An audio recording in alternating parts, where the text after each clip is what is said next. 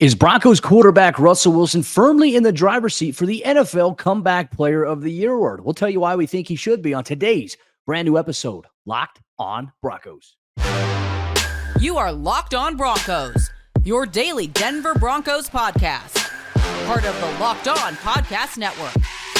Your team every day. What's up, Broncos Country? Welcome into a brand new episode of Locked on Broncos, your daily Denver Broncos podcast, part of the Locked on Podcast Network, your team every day. Thank you so much to everybody in Broncos Country for tuning in, making us your first listen of the day every single day. And a special shout out to all the everydayers out there who make us part of your daily routine every single day, all year long. You can get Locked on Broncos for free on YouTube or wherever you get your podcast. So make sure if you are a brand new listener or viewer of the show, you love the flow of the conversation, you love how things are going, hit that subscribe or that follow button so you never miss out on a day's worth of Broncos news, content, coverage, analysis, and more. I'm Cody Roark, Broncos reporter for Mile High Sports, joined alongside, as always, by Sayre, Bedinger, site expert, predominantlyorange.com. Today's episode of the show is brought to you by LinkedIn Jobs. LinkedIn Jobs helps you find the qualified candidates that you want to talk to faster. Post your job for free at linkedin.com/LockedOnNFL. That's linkedin.com/LockedOnNFL to post your job for free. Terms and conditions apply. Sayre, coming off the heels of the Broncos' big-time victory on Monday Night Football against Josh Allen and the Buffalo Bills, I think it's time that we have a very important conversation, and we're eager for Broncos Country's thoughts as we go along. Or if you're not even a Broncos fan, but you've been following along and you're somehow watching or listening to the show, we want to hear from you as well on YouTube or wherever you get your podcast. But is Russell Wilson firmly in the driver's seat after Week 10 of the NFL Comeback Player of the Year award? And if not, should he be?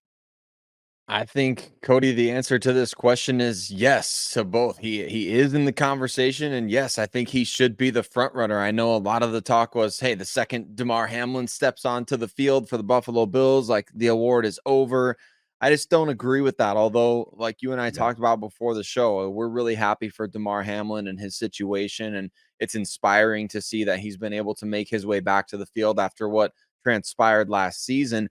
This is not necessarily, I don't think it's even something you could really argue with, the way that Russell Wilson is playing this season compared to what we saw last year. And not only that, but there's so much more context to it, isn't there? It's so much more than just statistical progression or, you know, passing a certain eye test for some people or the Broncos playing better as a team. Like Russell Wilson took a lot of heat last year from national media, from some local media, from plenty of football fans, from the Seattle Seahawks 12th man, which I still don't understand the way they treated him, Cody, after he left, after what he did for that franchise. He took on a ton of that negativity, and he's really bounced back to have borderline. I mean, he's borderline in the MVP conversation at this point. There's a hot take for you, not just the comeback player of the year, but statistically speaking, the way the Broncos are trending right now, how could you not have Russell Wilson at the top of your comeback list? Well, I think when you look at the context of Russ's performance, right, I think some people are going to say, well, he's not throwing for many yards. It's not about yards. It's about efficiency, and it's about wins, right? And Denver has rattled off 3 straight wins where Russ is playing very efficient football. And early on in the season, Russ was playing efficient football. But you know the issue, Denver's defense was giving up astronomical amounts of points. I mean, Russ fueled that comeback against the Chicago Bears in obviously Week 4, coming off the heels of that very devastating 70-point output that they allowed the Miami Dolphins here. But here's Russ's numbers overall from an efficiency standpoint through 10 weeks of play. 18 touchdowns to 4 interceptions thrown. 2 of those interceptions came in that one matchup against the Kansas City Chiefs. One came against the Washington Commanders in Week 2, and then one was a tip pass in Week 3 at the line of scrimmage that fell into the arms of a defensive lineman. Russ has been pretty solid with the football. Now, I think you can make an argument, okay, hey, ball security in terms of fumbles, that's where he's maybe had the biggest issue with ball security. But in terms of throwing the football, he's been very, very good with that there. His 18 touchdown passes on the year is tied right now for 3rd in the NFL. He's tied with Kirk Cousins, and above him, it's Tua Tagovailoa with 19, Josh Allen at 19 as well. So, I mean, when we look at the numbers, we look at where Russ has been and the trend that you mentioned that Denver is on, I'm surprised that he's not in terms of some of the sports books, like our good friends over there at FanDuel. I'm disappointed in FanDuel right now because they don't even have Russell Wilson on the list of potential players for comeback player of the year. I remember early on in the season, like before the season began at training camp, he had the 7th best odds to be able to be the comeback player of the year. He's not even on there now, but here's what baffles me the most about this conversation. You have New York Jets quarterback Zach Wilson and Aaron Rodgers are on the comeback player of the year trend right now in terms of having, if you put money on them and if it happens, you're going to win pretty significant money. There are options on this list, but Russell Wilson's not. To me, that is the most baffling thing that I have seen, and I don't understand it. So FanDuel, I hope you guys get it together because Russ is playing some really good football right now. I think when you look at his numbers, obviously you mentioned it as well before we got on the show here. He's number 1 right now in terms of touchdown efficiency so far this season. That's big. The Broncos are trending in the right direction. They're winning games. Russell Wilson and the defense are a big reason why that is the case. So yeah, in my opinion, he should be comeback player of the year or in the conversation for it. He definitely should be, Cody. And look, it's an issue right now where people are upset about the yardage, like you said. There's just not enough of a consistency with the Broncos' overall passing game for people to really be pleased with Russell. Things have to be perfect for people, don't they? I mean, it has to be. He's throwing for 300 yards a game, and he's got the highest touchdown percentage, and he's not throwing for 300 a game. He's throwing for 200 a game. Matter of fact, if the season ended today, it would be the second lowest yards per game of his entire NFL career dating back to his rookie season. But like you mentioned, it doesn't matter. I mean, he's tied for the second most passing touchdowns in the NFL this season behind Tua Tagovailoa and Josh Allen, who the Broncos just played against, who both have 19, and he's tied with Kirk Cousins at 18. His touchdown percentage, 6.9%. If Russell Wilson gets a few more rushing yards per game, he's on pace for a top 5 season in his career in terms of running the ball. I mean, everything is there. We're seeing him get better at converting third downs, both with his arm and his legs. He's made clutch plays late in games. He's had some clutch drives late in games. Notably, the most recent game we just saw, right? Where, hey, you're down by a point against the Buffalo Bills. You got to drive it down the field to get into field goal range as quickly as possible. And Russell Wilson made that happen. He made the play on third down to get the ball to Jerry Jeudy where he drew a pass interference penalty, right? So he's making plays. Like, they're not all showing up in the stat sheet. They're not all showing up, I guess, the way that people want them to. But when you talk about comeback player of the year, Cody, through 10 games last season, Russell Wilson was barely completing over 57% of his passes, with 7 touchdowns and 5 interceptions. We've outlined all the other stats this year. So look at the difference between last year and this year. And it's staggering. He is so much better right now than he was last year, even if it's not exactly what everyone wants it to be.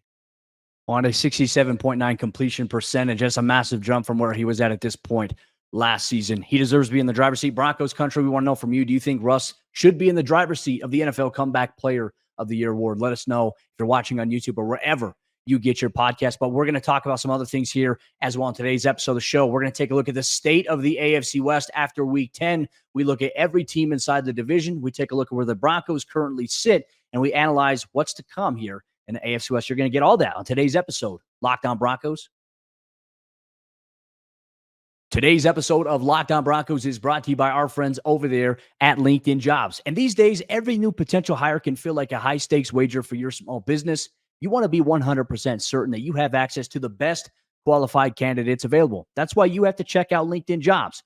LinkedIn Jobs helps you find the right people for your team faster and for free. And in just minutes, you can create a free job post on LinkedIn Jobs, and you can let people know that you're hiring. Then you add your job in the purple hashtag hiring frame to your profile to spread word that you or your business are hiring. They also have simple tools like screening questions, which make it easy to focus on candidates with just the right skills and experience so you can quickly prioritize who you'd like to interview and who you'd like to hire. Make sure you close out the year strong with the right team member. It's why small businesses rate LinkedIn Jobs #1 in delivering quality hires versus leading competitors.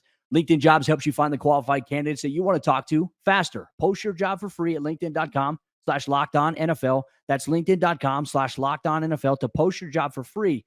Terms and conditions apply. Today's episode of Locked On Broncos is also brought to you by our friends over there at FanDuel Sportsbook. As you know it, America's #1 sportsbook. Score this NFL season with FanDuel, America's #1 sportsbook. And right now, new customers can get $150 in bonus bets with any winning $5 money line bet. So if you laid on Monday Night Football, $5 on the Broncos to win, you received $150 in bonus bets. You can do that this week as well with the Denver Broncos hosting the Minnesota Vikings in primetime action. The Broncos are 2.5-point home favorites in this game. And if you lay $5 down on the money line for them to win, and they do that, you'll get $150 in bonus bets guaranteed. And if you've been thinking about joining FanDuel, there's no better time to get in on the action than right now. You got the NFL season ongoing. You got the NBA season starting up. You've got the NHL season on ice. You have all the sports at your disposal. The app is super easy to use, and there's a wide range of betting options that include spreads, player props, over-unders, and more. So visit FanDuel.com/lockedon and kick off the NFL season. FanDuel, the official partner of the NFL. Taking a look at the state of the AFC West after the Denver Broncos have now ripped off 3 straight victories and made things very, very interesting in the wild, wild West once again this year. Maybe a little bit more along the lines of what we thought the AFC West would look like last year, Cody, when all these different new big-time players came into the picture. We're going to talk all about the AFC West, the implications of the Broncos' latest win, and what's to come. But before we do, want to give a huge shout out and say thank you to every single one of you that listens to Locked On Broncos, free and available everywhere that you listen to podcasts, as well as you can watch us on YouTube, where we love to engage and interact. Cody, the comment section is fired up after the Denver Broncos victory over the Buffalo Bills, and hopefully that winning feeling continues as we face off against the Minnesota Vikings here in Week 11. But we've got to talk about the state of the AFC West, because a few weeks back, it kind of felt like, man, the Broncos really don't have a shot. They're fighting for maybe third place in the West, but at this point, they're really just a half game out of second place behind the Las Vegas Raiders, who have somehow found a way to win 5 games. So let's start with the top, though, the AFC West. The Kansas City Chiefs, they've got a big, big matchup coming up this week against the team they played in the most recent Super Bowl. Oh, yeah, you got the Kelce Bowl coming up here once again. Travis Kelce versus Jason Kelce, which, by the way, quick plug here. If you haven't checked out their New Heights podcast that they have, Sayre, watching those two guys talk. I know a lot of fans of Broncos Country don't like Travis Kelce. I never used to like Travis Kelce, but I've come around on him. I enjoy that. That's one of the best podcasts that you have out there outside of Locked On Broncos, I might add. They're number 2 behind us there. But look, the Chiefs, they've kind of had some ups and downs this season, right? Obviously, that Week 1 loss against the Detroit Lions. Their second loss came at the hands of, guess who? The Denver Broncos, which was a huge surprise and obviously a very, very big boost for what the Denver Broncos hope to do here in the second half stretch of the season. That's a tough matchup on Monday Night Football, though. The Kansas City, they're coming off of a bye week, so they've had an entire week off. They get to come play on Monday Night Football, kind of similar to what the Broncos just experienced themselves. So they're going to be well rested, and they've had their ups and downs in terms of some offensive issues. Obviously struggled a little bit on third down. They've struggled a little bit in the red zone from time to time, but they are still very capable of exploding at any moment. Obviously, after that Broncos loss that they had, they responded in big time fashion by beating the Miami Dolphins. I mean, it was they were in command of that game from start necessarily to the finish there, even though Miami made it a little bit interesting late in that overseas game. I believe it was in Germany. So you look at where they're at right now, they're still the top dog inside the AFC West. They've got a pretty comfortable lead at this point. We'd say a 3-game lead overall in the division. And look, here's the thing that matters. Like, Denver's going to play 3 more AFC West games to end the season. Obviously, various conference games. Taking care of business is important. Obviously, a win against Buffalo on Monday night, that was huge. They were able to secure that. That helps them in the conference standings in terms of that. We'll dive deeper into that later on the show. But, the Chiefs have a very, very tough matchup here. And if they lose to Philadelphia and Denver wins on Sunday night, it puts them one step closer to creeping up a little bit towards that top spot inside the AFC West, which, look, I know right now it's a stretch to say that that's going to happen here, but anything is possible here, Sayre. So I think it's important we acknowledge that. But what about the Los Angeles Chargers? In Week 10, they were coming off of a 41-38 loss to the Detroit Lions and what was a shootout at Ford Field. Or actually, I don't think that was at Ford Field. That was in Los Angeles. That's my apologies there. But they were able to, the Dan Campbell, MCDC-led Detroit Lions was out there, and obviously Jared Goff delivered there. They lost a disappointing game. There's a lot of conversations right now going on amongst Chargers fans about Brandon Staley and whether or not they're going to move on from him. Was it a mistake retaining him? The Chargers' next game is going to be on the road at Lambeau Field against the Green Bay Packers, who for some reason have had some ups and downs. They just beat the Los Angeles Rams more recently. So what's going to happen when LA goes on the road here? If they lose that, we're going to be eyeing these games closely here inside the AFC West. But I mean, Denver's got a chance to jump up to that number 2 spot here relatively quickly, Sayre. Cody, they could do it as soon as week 11, right? I mean, obviously we'll see what happens here, but I think it's very possible. Like you said, the Chargers going up against the Green Bay Packers, and the Packers, they've been in one-score games all year long. I mean, including their game against the Denver Broncos. So their games are about a coin flip every single week, regardless of who they're playing. We know they've got a tough defense, and so we'll see what happens there. I know there's plenty of issues going on in Green Bay, but man, the Chargers don't strike me as a team that it's kind of the same Chargers that we kind of got used to year over year, isn't it? I mean, look, we'll sit here and admit, the first ones to admit, the Broncos have been cellar dwellers for the last 8 years. So it's not like we're looking down on anyone. We're evaluating what we see. The Chargers are the same as what we always kind of get. And I feel like that's not changed much. And we saw that against Detroit. The Chargers defense kind of been the story for them all year. And then they play Detroit and the defense wets the bed at home. So I just don't know about the Chargers, Cody, over the course of a season. And I don't buy the Raiders at all. And if any Raiders fans watching this, I'm not buying the stock. They have a 1-point win at the beginning of the year against the Broncos, and 2 of their victories in recent weeks have come at the hands of the New York Giants, who lost Daniel Jones in the game, and the New York Jets, who are as incompetent offensively as I can remember. I mean, I watch the Iowa Hawkeyes pretty much every week, Cody. Some weeks I skip these days because you know what? It's not worth it. It's not worth the pain. But the New York Jets are the NFL's equivalent of the Iowa Hawkeyes, and that's who the Raiders have beaten. So with all due respect to Antonio Pierce taking over as the interim coach, like I don't see the Raiders winning more than 7 games, and they've already won 5. So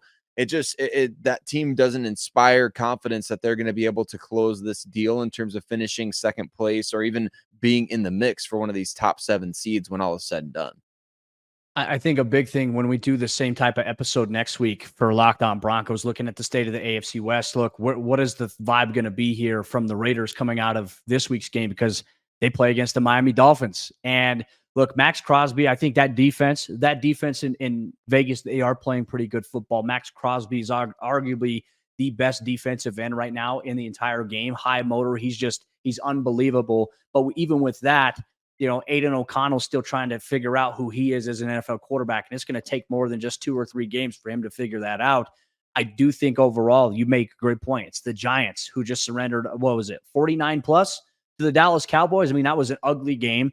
And then the New York Jets, whose offense, as you mentioned, they just can't move the ball. They can't score. They can't do anything. And they have blunders and they have, costly turnovers at the most inopportune times. And they're not having a good season, the Jets, from an offensive standpoint. Their defense is playing pretty well. So for me, it's like I got to see a little bit more. Now, if the Raiders come out and let's say they beat the Dolphins, and I'll say, okay, you know what? All right, Antonio Pierce has these guys galvanized here, and it might spell a little bit of trouble there, but there's a good chance here that the Broncos could creep up into that number 2 spot if the Chargers and the Raiders lose this week in week 11. And that makes things very interesting down the stretch because Denver will play the Raiders to close out the season. They'll play the Chargers twice here. Denver's got to take care of business, and they also have to hope that these teams continue to lose and they continue to win going forward here. But Broncos Country, we do want to know what your thoughts are on the state of the AFC West through 10 weeks of NFL action. Let us know if you're watching on YouTube or wherever you get your podcast. But what do the Broncos standings look like right now in the AFC? How close is the conference in general from the top to the bottom? We'll dive deeper in the state of the AFC on today's episode, Locked On Broncos. Today's Locked On Broncos is brought to you by our friends over there at Prize Picks. And as you know it, Prize Picks is daily fantasy sports done right. Prize Picks, they're the largest daily fantasy sports platform in North America. They're also the easiest and most exciting way to play DFS. It's just you against the numbers. Instead of battling against thousands of other players, including pros and sharks, you get to pick more than or less than on 2 to 6 player stat projections, and then you watch the winnings roll in. Prize Picks is the most fun that I've had, winning up to 25 times my money this football season. You just select 2 or more players, pick more or less than their projected stats, and then you place your entry. And you can do all that within 60 seconds with just a couple of taps. If you want to play alongside some of Prize Picks' favorite players like rapper Meek Mill and comedian Andrew Scholes, you can now find community plays under the promos tab of the app to view entries from some of the biggest names in the Prize Picks community each and every week. Prize Picks also offers a reboot policy so that your entries stay in play even if one of your players gets injured. For football and basketball games, if you have a player who exits the game in the first half and does not return in the second, that player is rebooted. Prize Picks is the only daily fantasy sports platform with an injury insurance policy. So make sure you check it out. Go to prizepicks.com/LockedOnNFL and use code LockedOnNFL for a first deposit match up to $100. Once again, go to prizepicks.com/LockedOnNFL and use code LockedOnNFL for a first deposit match up to $100. As we jump into the fourth quarter action on today's episode of the show, real quick, just want to say thank you so much to everybody in Broncos Country. Once again, thank you so much for making us your first listen of the day every single day. Thank you to all the everydayers who either listen wherever they get their podcasts or who watch us on YouTube every single day, who take the time to like the videos, to comment, to engage with other members of Broncos Country. We love the community that we've built over here at Locked On Broncos. So thank you so much to everybody that takes time out of their day to listen or to watch us break down all things orange and blue. Let's take a look at the AFC, right? We just spent some time talking about the AFC West, and obviously there's going to be some intertwinement when we talk about the overall conference standings here. But after week 10 of the NFL action, if the playoffs were to begin here today, Sayre, you look at the top 7 teams right now in the NFL. Kansas City at number 1, the Baltimore Ravens at number 2. They just lost this past week to the Cleveland Browns. Jacksonville coming in at number 3. You got the Miami Dolphins at number 4, and you have the Pittsburgh Steelers and the Cleveland Browns at numbers 5 and 6 in terms of seeding. And then the Houston Texans, led by C.J. Stroud and first-year head coach DeMeco Ryans, coming in at 7. So if the playoffs were to begin today, that is your seeding here. But you look at that, Kansas City has 2 losses. Baltimore has 3. I mean, you have 1, 2, 3, 4, 5. You have 5 teams with 3 losses that are in the playoff standings right now if it were to begin today. And then you have 1 or 2 games that separate everybody else for the most part in this division outside of some of the bottom teams right now in the NFL. So I think overall, the AFC, as we talked about last week here on the state of the conference, is very tight, and it can go 1 or 2 ways because a lot of these games and a lot of these close ties, like obviously you look at the AFC North right now, a lot of these teams are going to play each other here in the next couple of weeks. So that's going to balance itself out. And if Denver can find a way to win, they're going to creep up that ladder really quickly. They are, Cody. I mean, right now, like you said, the top 7 teams in the AFC, and then you can add another 7 on top of that. There's 4 teams above the Broncos right now with 5 victories, and they are among 3 teams in the AFC that have 4. So 14 out of the 16 AFC teams have 4 or more victories. It's pretty insane at this point in time. I mean, we're going to have to wait until the end of November at the earliest to be able to decipher really anything about the AFC. And thankfully, when you look at the scope of the AFC playoff picture right now, the Broncos really have a lot going in their favor. Of course, 2 games against the LA Chargers, 1 game against the Las Vegas Raiders. Those are 2 teams that you can take care of your business against. You've already beaten Buffalo. You have a chance to beat Houston. You have a chance to beat Cleveland. So there's opportunities here for the Broncos to, I mean, I know we just want to start talking about the playoff, conversation. We kind of brought it up last week, and we had, the Jim Mora comments in the comment section and on Twitter and things like that. But now we're starting to talk a little more seriously about the 7th seed. And I think you could even look a little further ahead at maybe that 6th seed as well, because there's no team right now that's so good that's like, that can't be done. The Broncos are only 2 games behind the team that's in the 6th seed right now, which, like you said, is Cleveland. So, and you play against Cleveland, you got an opportunity. Yeah. So it's one of these things to where, okay, now we're not just talking about the 7th seed and like getting in the back door of the playoffs. We're talking about seizing one of those last 2 playoff spots before the season is over. And you really, this next stretch of games is huge because you play Minnesota at home, then you host Cleveland, then you go on the road to play Houston. So in the next 3 weeks, like, we should have a really good picture for the Broncos specifically where they're at. They take care of business. Let's say they take care of business in all 3 of those games. I wouldn't be surprised, Cody, if 3 weeks from right now, if the Broncos manage to win their next 3 games, if they are in the driver's seat for that 6th AFC playoff spot. And that's all you need, right? It's not about, look, ideally the goal is to win your division, right? But I think the idea is get in the dance, right? Get an invite to the dance and see what happens. And if Denver continues on this pace in which they've been playing defensively, I mean, they got some matchups coming up against, Josh Dobbs, who's playing really well for the Minnesota Vikings. You have obviously the Cleveland Browns that have a very, very good defense. But this is a game that's going to be in Denver versus being on the road in Cleveland, where I'd be a little bit more worried about that. And then obviously you play the Houston Texans, which rookie quarterback CJ Stroud playing fantastic. But has he played anybody yet like the Broncos defense with how they've been playing in the last couple of weeks? I think that's an interesting thing to watch here. But you're right there. And it's just everything is kind of in control here. Like Denver's in control of their own destiny at this point in time, even if they're not, kind of monitoring the standings, seeing, okay, hey, do these teams in the division lose? It's all going to come full circle, which is how the schedule is built. It puts you in situations. And obviously, I mean, I hate playing this game, but looking back at it, Denver should have beat the Raiders week 1. They should have beat the Commanders in week 2. They should have beat the Jets in week 5. And those are games right there, 3 games that we're talking about here. If they would have taken care of business, they're 7-5 at this point. They might be the 3 seed in the NFL, the AFC conference at this point in time. And it's just a couple of miscues here and there for a team whose identity has changed from then till now. That, I think, if Denver ultimately misses out on the playoffs or, misses out on a push, I think we look back at those games and say, man, if they would have taken care of business here, they would have been in the big picture at the end of the season. So a lot to look at there. You look at teams right now that are behind the Broncos, the Tennessee Titans sitting at 3-6 so far on the season. They're going through a struggle bus of their own. And the New England Patriots at 2-8. Who would have thought we'd be living in a world here where the New England Patriots are kind of at the bottom of the barrel right now in terms of the AFC with Bill Belichick. But obviously the Broncos win against the Buffalo Bills is huge. There's a lot of tiebreaker scenarios that'll play out here toward the end stretch of the season here for not only the Broncos, but various teams that they're going to play. And some of these teams that are ahead of one another, they're going to have some matchups, which will either knock some guys down the ladder or bring some guys up. It'll change the way that things are viewed overall from the conference standpoint. So I'm excited to see how things are at, here in a couple of weeks here for the Broncos, winning off 3 straight. If they can win 3 more games, go on a 6-game win streak in totality, it changes the narrative here entirely of the season to where we remember what happened in the first half, but the first half no longer defines the conversation about the 2023 Denver Broncos. And I think that there's a very, very high possibility of that taking place here. And Broncos Country, look, we're always eager for your thoughts here on the subject matter, as we talked about on today's episode of Locked On Broncos, which you can get wherever you get your podcasts, or if you watch us on YouTube, you can watch us every single day on your smart TV, your phone, your computer. Take us with you on the go. We appreciate you so much. Make sure you get in a conversation with other members of Broncos Country as well. Sayre Bedinger and myself will see you tomorrow for a brand new episode of the show. Sayre's going to sit down with Locked On Vikings host Luke Braun to take a look at the matchup as Dalton Reisner, he has a little bit of a homecoming alongside former Broncos offensive line coach Chris Cooper. You're going to get all that and much more on tomorrow's Crossover Thursday preview of Locked On Broncos.